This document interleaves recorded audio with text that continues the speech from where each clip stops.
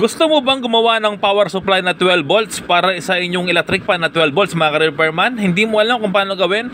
Panoorin po ang full demo tutorial mga ka-repairman. So yun po, ang lakas ng hangin mga ka-repairman, no? Ang lakas ng ikot ng electric fan na to, parang electric fan sa bahay. Ganun po kalakas. Ngayon mga ka-repairman, kung sira po yung motor ng electric fan ninyo, ay mas okay po na ganitong electric fan na lang o ganitong 12 volts electric fan motor ang inyong bilhin. Ito mga ka-repairman, no? So ang dami kong in-order. Ito po ay 168 pesos lang kada isa. Mga ka-repairman, no? Ang laking tulong nito kasi kapag walang power, ay pwede mong gamitin sa battery. Kapag walang power mga ka-repairman, long life po yung battery kapag ito yung gamit. Ngayon kung gusto mo naman di kurente, panoorin mo ito. Ayan, ito po yung ginawa natin na power supply. Isa po itong 12 volts mga ka-repairman, no? So kung paano gawin, ganito lang po, napakadali. Ayan, turo ko sa inyo step by step. So ayan po, meron tayong diode na 6 ampere po yung value para matibay. At meron po tayong capacitor na 68,000 microfarad, no? Pero okay lang gamitin yung mga 2,200 na microfarad, no? Basta 25 volts. Okay lang gamitin yung mga capacitor na mababa, yung microfarad, no? Okay lang po 'yon. Ngayon mga ka-repairman, ito po, no?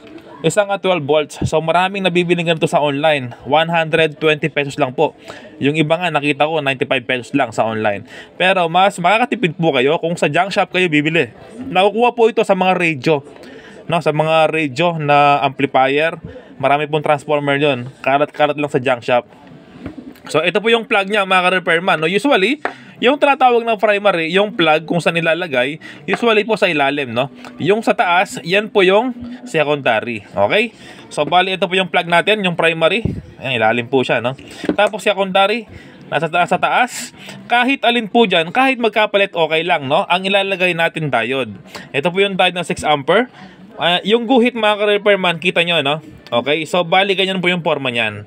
Yung guhit palabas po siya. Okay, so bali dyan tayo magko-connect. So okay lang kahit magkabaliktad po yung wire na ilalagay ninyo. Basta wag lang kayo magkamali sa diode na ilalagay. So ganyan po yung layout, no?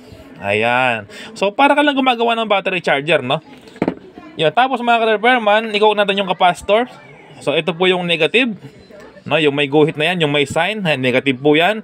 Ito po yung positive. Ayan, positive po yan, no. Yung may pangalan, ayan, no, o yung mga nakalagay. Tapos, negative po, i-connect po dito sa may walang diode. Para ka lang gumagawa ng battery charger, mga ka-repairman, no. Kaso, maliit yung transformer. Bagay po sa ating 12 volts electric fan motor.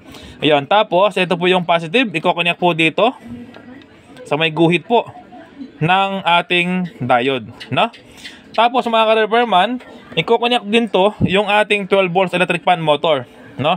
So bago yon, ayan, gawa na yung ating battery charger. So halimbawa, gusto mo mag-charge, no? Pwede po yan. Subukan natin.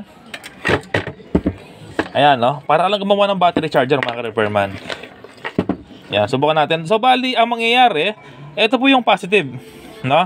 Ito po yung negative. Okay, subukan natin. Okay, ito yung positive, ito yung negative. Okay, plug natin siya. Yan, naka-plug na mga ka-repairman, no?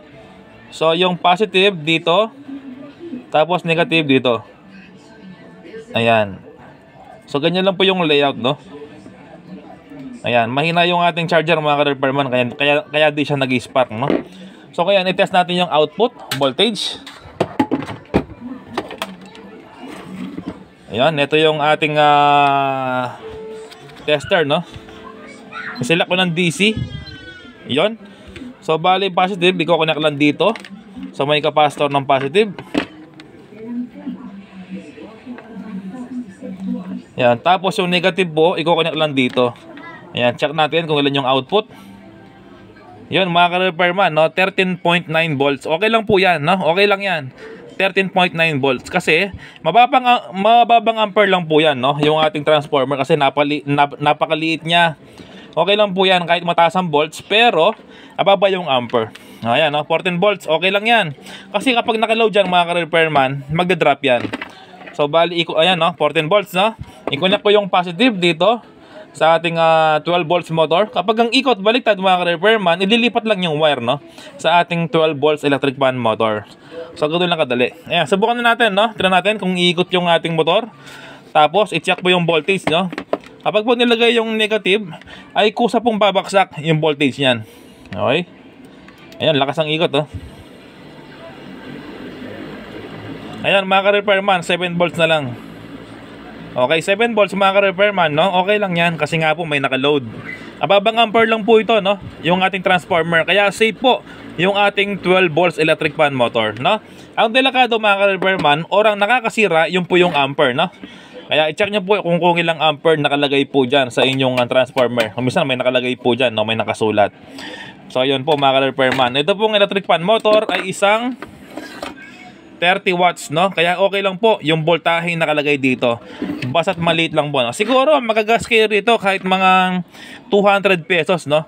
Na power supply. Kasi naman bibili kayo ng ganito na 12 volts adapter, no? Hindi po ito heavy duty. Hindi po siya pwede pang magdamagan. Ito, pwede po siyang pagmadagmagan. Pwede po siyang pang magdamagan. Okay? Ito po yung mga 12 volts adapter, hindi pwedeng pang magdagmag. Kaya na ba lang mga repairman?